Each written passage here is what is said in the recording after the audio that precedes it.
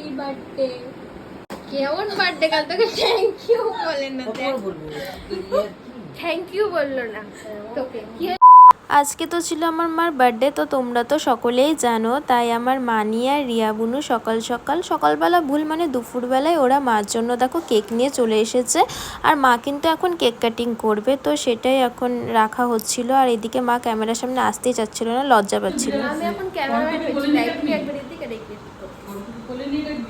আর আমার বোনকে দেখো, বোন এখনই দাঁত তুলে আসলো, তাই ওর অবস্থা খুবই খারাপ। আর মা এখানে এখন ক্যামেরার সামনে আসলো, আর মাকে কতগুলো ছবি তুলে দিলাম, এখন লজ্জা ভাঙছে। আর আমার বোন দেখো চুল কালার করে এসেছে, তাই আমাকে বলছিল দেখা দেখা।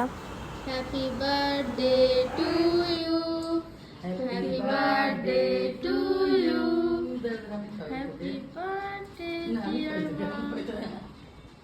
আর এদিকে দেখো দাঁত তুলে এসেছে, কিন্তু তাও তো কেক ছাড়বে না, ও কেক খেতে খুব পছন্দ করে, তো ও বলছে আমি ওইভাবেই খাবো।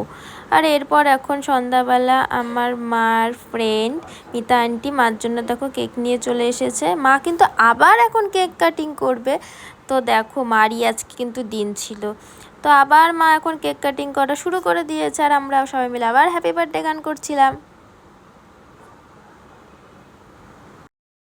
তো এখন মা এটা 3rd নাম্বার কেক কাটিং করছিল, আর এই কেকটা আমি বানিয়েছিলাম, মানে বানাতে গিয়েছিলাম এক, আর কি বলবো বানিয়ে ফেলেছি আর এক। তো যাই হোক, তো মা বলেছে যে তুই আমার জন্য কষ্ট করে বানিয়েছিস, সেটাই আমার কাছে অনেক, তো আমি অনেক খুশি যে তুই বানিয়েছিস।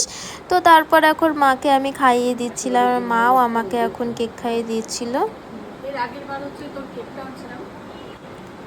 তো এদিকে এখন মা সোনাইকেও কেক খাইয়ে দিল, আর সোনাইও মাকে কেক খাইয়ে দিচ্ছিল, আর মা ওদের ছবিও তুলে দিলাম কটা আমি। কি হবে? মোটা হয়ে যাবে।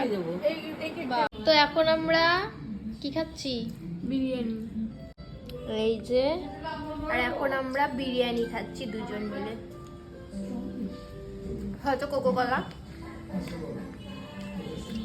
তো তুই সন্ধ্যাবেলা হলে খালি খিদা লাগে। আমি প্রচুর খাই, মানে সন্ধ্যাবেলা হলে আমার ফাস্টফুড খাওয়া লাগে, কিন্তু তারপর আমি মোটা হই না, এটা যে কেন ভগবানই জানে। আমি একা না, ও তাই। তো এখন আমরা খাই, তো তোমার সাথে দেখাবে নেক্সট ব্লগে। টাটা।